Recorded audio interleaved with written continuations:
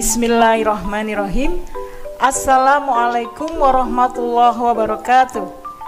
Hai anak-anak, apa kabar kalian? Semoga senantiasa sehat dan semangat. Ya, walaupun daring, kita tetap semangat belajar. Karena belajar itu, kata Rasulullah, jalan menuju ke surga. Nah anak-anak, tematik kelas 4 kali ini kita akan belajar muatan PPKN, keragaman dalam persatuan. Kalian simak ya.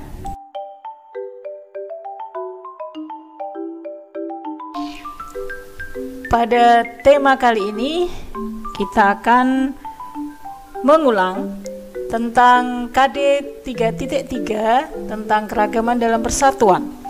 Anak-anak, keragaman di Indonesia itu luar biasa banyak, luar biasa beragam Indonesia itu ya. Kita bersyukur tinggal di Indonesia. Nah, salah satu keragamannya itu ada keragaman sumber daya alam. Di Indonesia, di semua pulau, di semua daerah itu beragam sumber daya alamnya, sangat-sangat kaya raya. Allah berikan kepada kita bangsa Indonesia sumber daya alam yang luar biasa beragam dan melimpah. Kemudian juga ada keragaman pekerjaan ya, dan juga berbagai keragaman yang lain. Ada profesi ya, ada budaya, ada suku, bahasa, agama, dan sebagainya. Nah, keragaman sumber daya yang ada di negeri kita itu juga mempengaruhi cita-cita yang ingin dicapai. Misalnya nih ya, di laut yang begitu luas dengan semua isinya, itu ada cita-cita yang bisa kalian ingin capai dengan laut. Misalnya kalian menjadi tentara marinir ya, atau menjadi nelayan ya, atau menjadi pengusaha ikan ya, dari hasil tangkapan di laut, atau dari hasil laut kalian bikin restoran, bikin jadi chef dan sebagainya. Nah, cita-cita tersebut dapat berupa pekerjaan yang membutuhkan saling kerjasama. Jadi yang namanya beragam pekerjaan itu membutuhkan kerjasama. Nah, contoh pekerjaan atau cita-cita yang membutuhkan kerjasama, misalnya nelayan.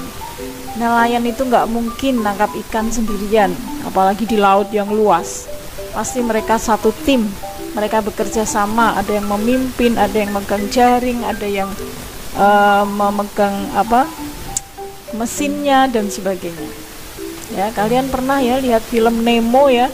Nah, di film Nemo itu kan ada jaring yang besar sekali untuk nangkap ikan, itu kan ada mesinnya itu ya, walaupun yang begitu itu kalau namanya jaring pukat harimau itu dilarang gitu ya, tapi yang jelas sebagai nelayan butuh kerjasama. Maka walaupun beragam tetapi tetap bekerja sama, bersatu ya.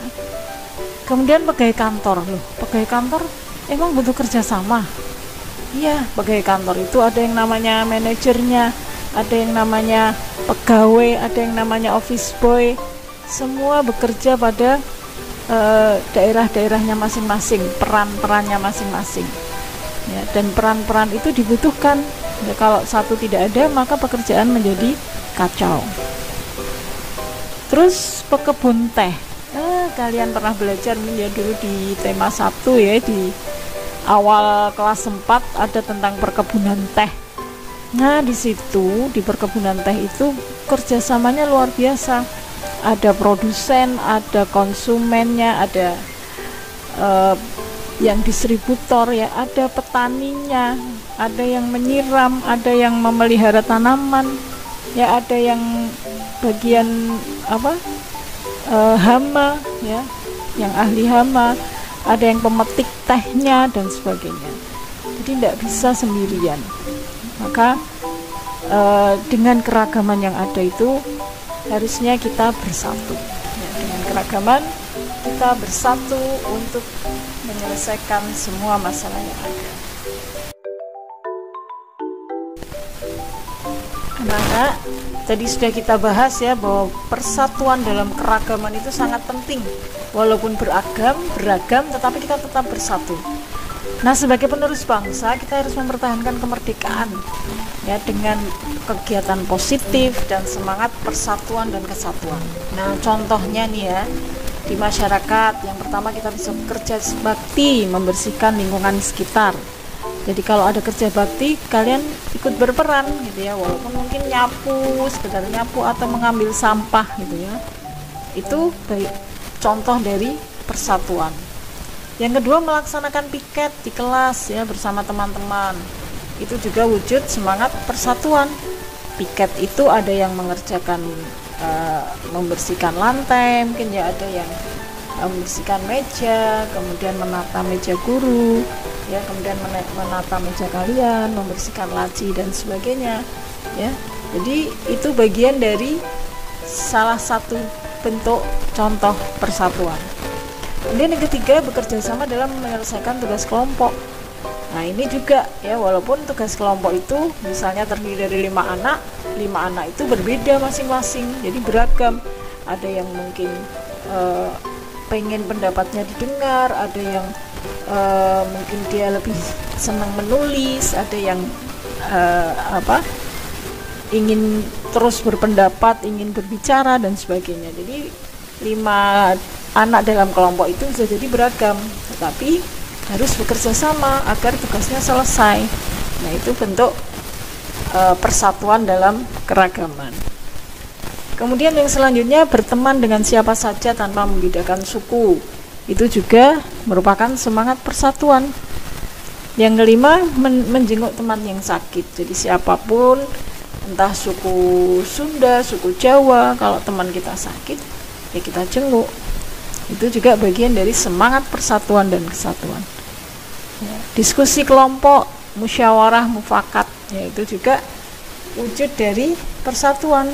Misalnya di RT ada yang suku Aceh, ada yang suku Sunda, ada yang suku Jawa ya.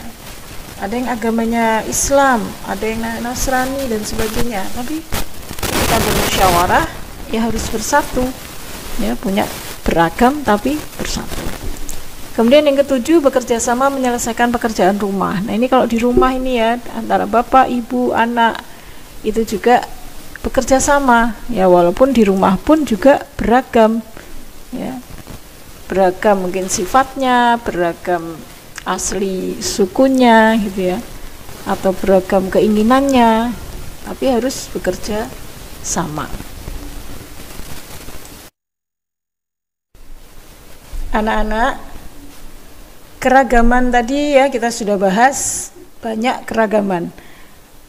Nah, di rumah pun, di lingkungan rumah pun juga ada keragaman. Di dalam keluarga juga terdapat keragaman.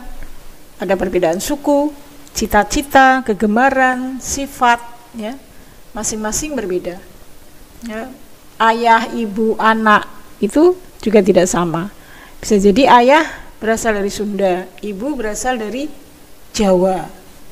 Nah, anaknya ya mungkin punya cita-cita sebagai pengusaha atau punya cita-cita sebagai dokter, punya keinginan sendiri-sendiri, punya sifat sendiri-sendiri ya.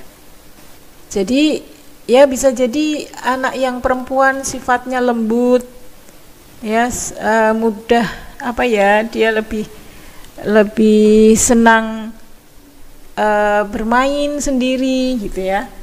Tapi kakaknya punya banyak teman, lebih bersifat terbuka, orangnya banyak cerita. Nah, itu bisa saja terjadi ada keragaman dalam lingkungan rumah.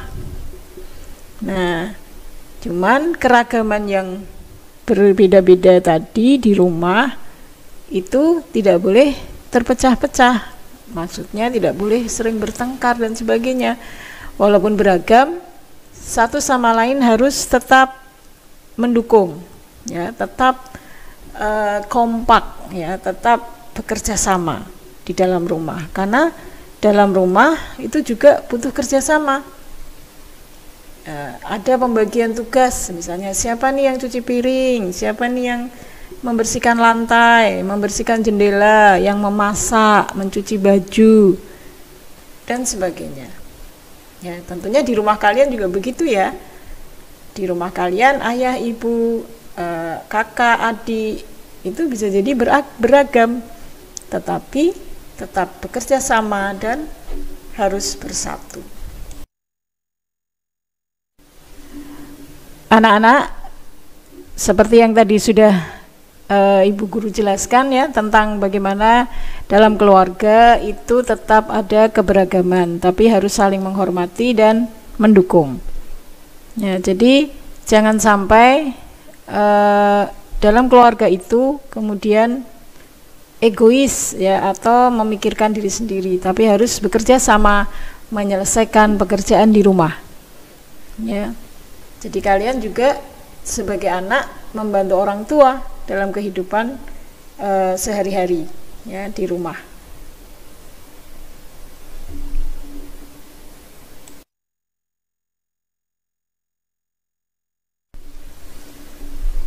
Anak-anak, tadi di slide sebelumnya kita sudah bahas keragaman dengan berbagai hal.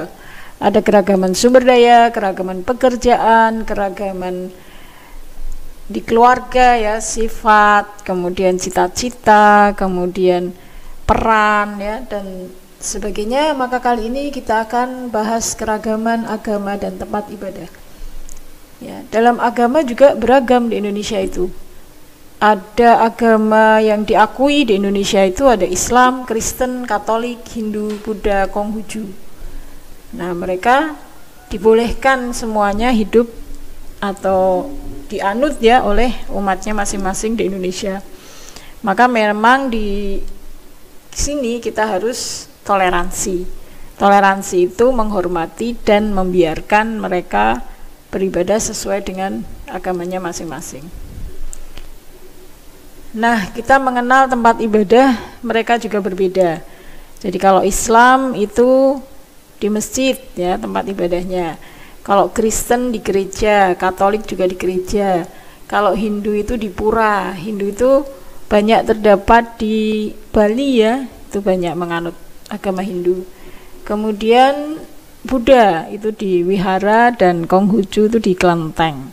Ya, kalian semoga sudah mengenal ya berbagai tempat ibadah ya yang digunakan umat beragama.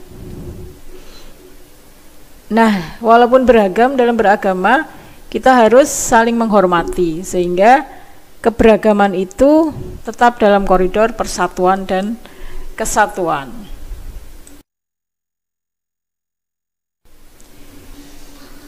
Anak-anak, keragaman beragama itu tadi kita sudah belajar tentang tempat ibadahnya, maka hari besar agama pun beragam ya. Kalau di Islam kita mengenal ada Idul Fitri, Idul Adha, Tahun Baru Islam, ya ada Isra Mi'raj. Di Kristen ada Natal, ada Paskah dan sebagainya. Di Katolik juga begitu. Di Hindu ada Nyepi, Galungan, Kuningan. Di Buddha ada Waisak dan Konghucu ada Imlek. Nah, seperti itu. Bagaimanapun keberagaman itu tetap saling menghormati sehingga terjalin persatuan dan kesatuan. Keragaman tradisi dalam setiap perayaan hari besar keagamaan itu juga berbeda-beda dari setiap agama. Ya, kalau di Islam kita mengenal ada sekaten. Kalau di Semarang itu dugderan, ya menjelang Ramadan itu dugderan. Ya, kemudian kalau di agama lain ya mungkin juga punya tradisi ya, di Hindu, Buddha, Kristen dan sebagainya, mereka juga punya tradisi sendiri-sendiri untuk merayakan hari besar keagamaan. Nah, itu penting ya, untuk bagi mereka penting untuk merayakan. Maka kita harus menghormati ya, harus menghormati perayaan itu, tidak mengganggu apalagi ikut-ikut ya, karena dalam agama itu lakum dinukum waliyadin ya. Jadi kita tidak boleh ikut-ikut perayaan agama orang lain. Anak-anak, kita bersyukur kepada Allah atas segala ciptaan Allah yang beragam ini ya, dan Allah tentu punya maksud tertentu ketika menciptakan makhluknya dengan segala keragaman, ya. Dan tentunya kita juga bayangkan kalau semua sama, tidak seru ya, tidak akan bisa saling mengenal. Dan Allah sudah sampaikan itu, kenapa Allah menciptakan kita para makhluknya ini beragam, ya, di surat Al-Hujurat ayat 13. Hai manusia, sesungguhnya kami menciptakan kamu dari seorang laki-laki dan seorang perempuan dan menjadikan kamu berbangsa-bangsa dan bersuku-suku supaya kamu saling mengenal. Sesungguhnya orang yang paling mulia di antara kamu di sisi Allah ialah orang yang paling takwa, dan sesungguhnya Allah Maha mengetahui lagi Maha mengenal. Nah, jadi di sini jelas gitu ya, Allah menciptakan beragam manusia dengan suku-suku bangsa itu akan saling kenal mengenal, ya, saling bekerja sama, saling bersatu, ya. Dan tidak ada yang lebih hebat suku mana, agama mana, bangsa mana gitu. Yang paling mulia di sisi Allah itu adalah yang paling takwa. Nah, maka anak-anak, kita berusaha menjadi orang yang takwa, karena yang paling mulia di sisi Allah itu orang yang bertakwa, bukan orang yang berkulit putih, bukan yang bersuku Jawa atau Sunda atau Bali atau yang lainnya. Tapi Allah mengatakan bahwa yang paling mulia adalah yang paling takwa. Maka itulah yang harus kita kejar, menjadi orang yang beriman dan bertakwa. Itu anak-anak. Alhamdulillah, sudah selesai materi kita. Sudah kita bahas tentang keberagaman dalam persatuan. Nah, nanti anak-anak terapkan dalam sehari-hari ya, dalam kehidupan di rumah bersama ayah, ibu, kakak, adik, ya, bersatu mengerjakan pekerjaan rumah, bersatu padu, kompak, ya. Tidak ada yang bertengkar, ya, semua rukun. Walaupun beragam di rumah, kalian tetap bersama-sama kompak, bersama-sama bekerja sama. Nah, terima kasih kalian sudah menyimak video kali ini. Semoga bermanfaat dan bisa kita terapkan dalam kehidupan sehari-hari. Assalamualaikum warahmatullahi wabarakatuh.